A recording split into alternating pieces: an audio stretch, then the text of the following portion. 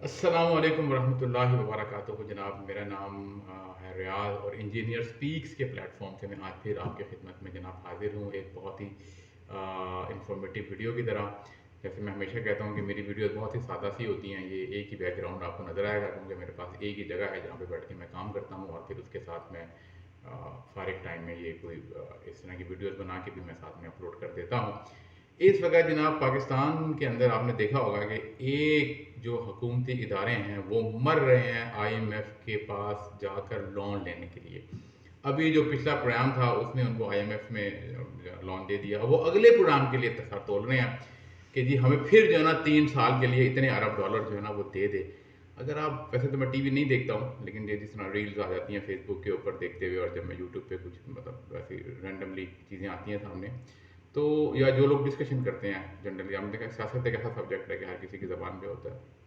हमारे जितने भी प्रोग्राम्स हैं, जितने भी हमारे एंकर्स हैं, जितने भी हमारे लोग हैं, वो ना उसमें दिमाग एक जो ना बना रहे होते हैं अवाम का, एक बयानिया बना रहे होते हैं वो बैठ के। अब ये अवाम को पिछली दफ़ा ये बता रहे थे कि जी अगर हुकूमत चेंज ना हुई तो हम डिफ़ॉल्ट कर जाएंगे।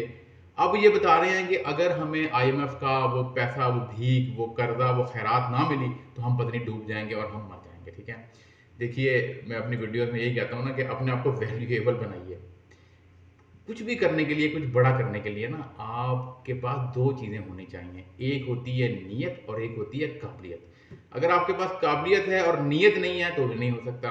आपकी नीयत है लेकिन आपके पास अहलियत ही नहीं है तो भी नहीं हो सकता। ठीक है, तो ये दोनों की दोनों चीज़ें चाहिए होती हैं, और नीयत और काबिलियत वाले लोग जो है वो मिल जाते हैं, बड़े आराम से मिल जाते हैं। ठीक है, ऐसा नहीं है कि दुनिया, अल्लाह ने दुनिया चलानी है ना ये वाली, तो अल्लाह ताला ने फिर ऐसे लोग भी पैदा किए हैं। ये जो करंटली जितने भी लोग हैं इस वक्त हुकूमत के अंदर, उनको देख के बड़ा अफसोस होता है। उनको देख के पाकिस्तान का जो आने वाला वक्त है, वो कोई भी जो थोड़ा सा समझदार आदमी है वो उसके बारे में अंदाज़ा लगा सकता है कि ये सारी जमा तफरीक है ज़बानी, कि यूं हो जाएगा जी, ये हो जाएगा, वो हो जाएगा। ऐसे देखिए, किसी भी मुल्क में प्रोडक्शन अगर आपने करनी है, मैन्युफैक्चरिंग करनी है, तो उसके लिए आपको बिजली चाहिए, और आपको सस्ती बिजली चाहिए। 60 रुपये, 58 रुपये, 55 रुपये यूनिट के साथ आप जो भी चीज़ बनाएंगे वो आपको बहुत महंगी पड़ेगी, पहली बात। ठीक है, तो चीज़ों को ना फंडामेंटल्स के साथ जोड़ा जाता है और इस आंख से देखा जाता है। ठीक है, मैंने अपनी काफ़ी दफ़ा मैंने कहा है कि अगर पाकिस्तान की ज़मीन के अंदर जो गंदम उगती है, अगर उस गंदम की बालियों में सोना भी लगने लग जाएगा ना, तो भी हम भिखारी और हम मकरूज ही रहेंगे। ठीक है, क्योंकि हमारे पास वो सोच ही नहीं है, वो कैपेबिलिटी नहीं है, वो अहलियत नहीं है, हमारे वो इरादे नहीं है, हमारी वो नीयत ही नहीं है ना कि हमने कैसे इस मामले से निकलना है। ठीक है, तो मैं आपसे ये अर्ज कर रहा था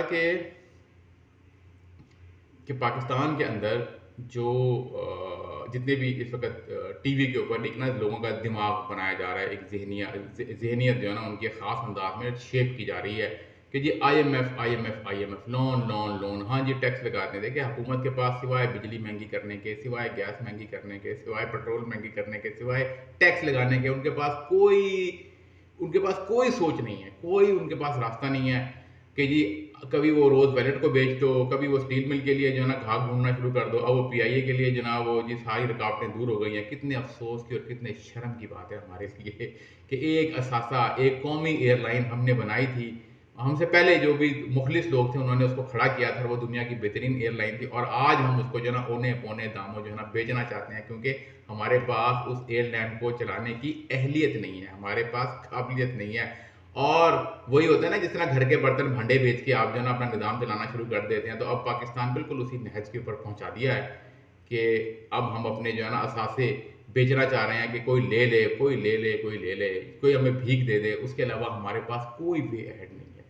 हमें नहीं पता कि वैल्यू एडिशन कैसे होती है, हमें नहीं पता कि मैन्युफैक्चरिंग कैसे होती है, हमें नहीं पता कि सस्ती बिजली कैसे बनाई जा सकती है, हमें नहीं पता कि पाकिस्तान का जो पोटेंशियल है उसको किस तरीके से एक्सप्लोर किया जाता है, हमें नहीं पता कि जो यूथ है या जो ओवरसीज पाकिस्तानी है उनको किस तरीके से जो है ना हम कैश करवा सकते हैं, या उनको किस तरीके से हम अपने जो इनकम जनरेशन नेटवर्क है उसमें हम कैसे लेके आ सकते हैं, उनका एतमाद कैसे बहाल किया जा सकता है। हमारे पास कोई तरीका नहीं है कि हम किस तरीके से अपने जो 700 किलोमीटर की जो कोस्ट लाइन है उससे हम कैसे पैसा कमा सकते हैं, वहाँ से वो सारा एक एक इंच मैंने कोस्ट लाइन का देखा हुआ है। ठीक है, तो मुझे पता है हमारा जो ईईजी है, एक्सक्लूसिव इकोनॉमिक जोन है एक, जहाँ पे कि एक ऐसा खेत खलियान है हमारे पास जिसमें ना आपने खाद डालनी है, ना उस पर आपने हल चलाना है, लेकिन आपने सिर्फ वहाँ से फसल उठानी है। ईईजी होता है जनाब हमारा जो कोस्टल एरिया से 250 350 पाकिस्तान का ज़्यादा है, तकरीबन 350 नॉटिकल माइल का जो एरिया होता है ना, जो हमारी कोस्ट लाइन है उससे मतलब अगर आप ऐसे लाइन खींचे ना 350 किलोमीटर अंदर समंदर के, वो हमारा एरिया है। ठीक है, उसके अंदर जो कुछ भी है, उसमें मिनरल्स हैं, उसके अंदर ऑयल एंड गैस है, उसके अंदर जनाब फिशेज है, उसके अंदर जो कुछ भी है ना वो सब कुछ हमारा होता है। उसके बाद इंटरनेशनल वाटर शुरू होते हैं। ठीक है जी, तो हम अपनी मछली को नहीं बेच सकते इंटरनेशनल मार्केट के अंदर, हम कुछ नहीं कर सकते ना, हम एक नाअहल कौम है, हम एक निकम्मी कौम है। ये यूनिवर्सिटियां जो है ये गधे पैदा करती हैं, कोई सुंदर पचाई नहीं पैदा कर सके आज तक, जो है ना हम कोई इलोन मस्क नहीं पैदा कर सके। ठीक है, हम वो लोग पैदा करते हैं जो कि बिरयानियां बेच सकते हैं सड़क के किनारे खड़े होकर और अपनी वीडियो बना के बड़ा रोते हुए कि जी मैं जनाब बिरयानी बेच रहा हूँ। वो इसलिए कि वो बंदा बिरयानी बेचने के ही लायक होता है, वो इसी अहल होता है, और पूरी कौम जो है माशाल्लाह उसको हीरो बना लेती है कि जी ये देखें जी ये एमबीए करके बिरयानी बेच रहा है, तो जी पता नहीं कितना बड़ा जुल्म हो गया जी इसके साथ, इसको नौकरी नहीं मिली, ये जूते पॉलिश करने की लाइन में नहीं जाके लगा। ठीक है, तो ये है हमारी सोच। ठीक है, यूथ हमारी वो आईफोन से आगे नहीं सोच सकती है।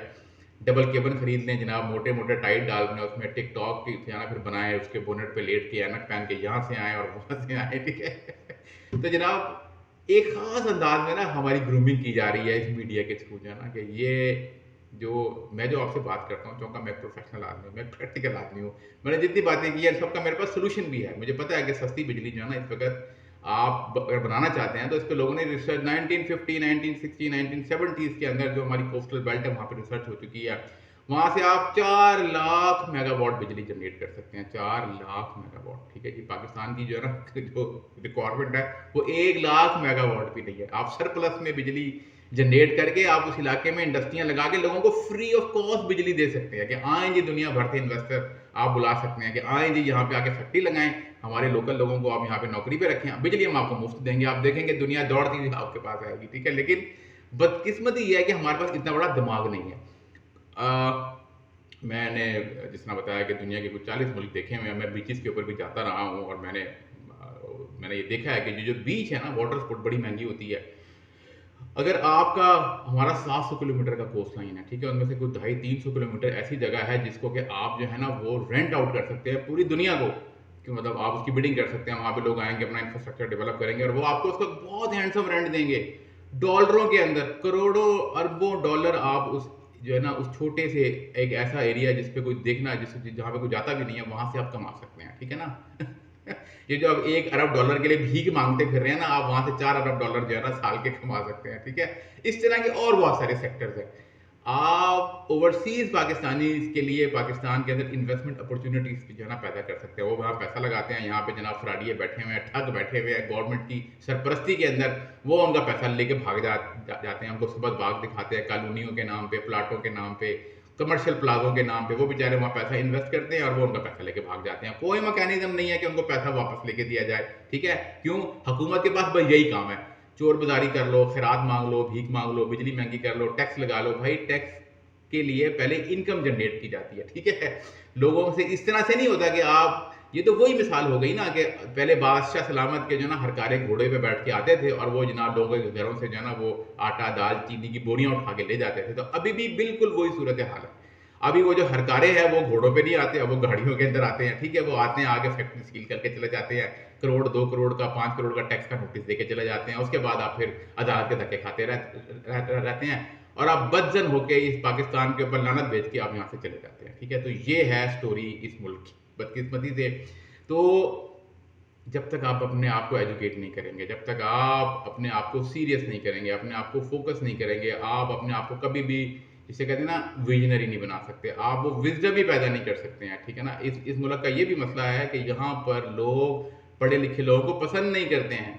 अगर आप काबिल हैं, आप में अहलियत है, आप कोई तब्दीली लेकर आ सकते हैं, या आप वो काम जो कभी कोई नहीं कर सका वो आप कर सकते हैं, तो आप देखेंगे कि सरकार के जो लोग हैं ना वो आपसे चिढ़ना शुरू हो जाएंगे, उनको आपसे तकलीफ होना शुरू हो जाएगी, वो आपसे जलना शुरू हो जाएंगे। वो कोशिश करेंगे कि यार इस बंदे को इस महकमे से ना बस किसी तरह से या ट्रांसफर कर दें या इसको यहाँ से निकाल दिया जाए, इसके लिए जमीन इतनी तंग कर दो कि ये पाकिस्तान छोड़ के भाग जाए। ठीक है तो ये है हमारी ये ना पूरी, जिसे कहते हैं ना कि एक छोटे से मैंने उसमें आपको पूरी स्टोरी बयान कर दिया कि ये है हमारा मुल्क, ये है हमारी सोच। ठीक है, इसको बदला कैसे जा सकता है? इसको सिर्फ और सिर्फ ये अवाम बदल सकती है, ये यूथ बदल सकती है। ठीक है, जब आपके पास वो कैपेसिटी, वो अहलियत होगी, वो काबिलियत होगी, टाइम लगता है। ये हम जिस शिकंजे में फंस चुके हैं, इससे हम अगले 5 से 7 साल मिनिमम नहीं निकल सकते। जो मर्जी कर ले, हम नहीं निकल सकते इस शिकंजे में से ना। तो एक तरीका तो ये है कि आप एफर्ट शुरू करें इस मुल्क को शिकंजे से निकालने की। एक तरीका ये है कि आप वहाँ चले जाएं जहाँ पे कोई शिकंजा नहीं है आप पाकिस्तान से बाहर चले जाएं। मैंने लिंक्डइन के ऊपर आपको काफ़ी सारी वीडियोस मैंने बना के जो है ना शेयर की है अपने चैनल के ऊपर, जिसमें मैंने बताया कि इस तरीके से आप अपनी सीवी बनाए, इस तरह से जनाब आप उसको ढूंढें, ये स्किल्स डेवलप करें और वगैरह वगैरह, और आप 6 महीने साल में इंशाल्लाह you will be settle outside. चले जनाब, बहुत शुक्रिया, थैंक यू वेरी मच, अल्लाह हाफिज़।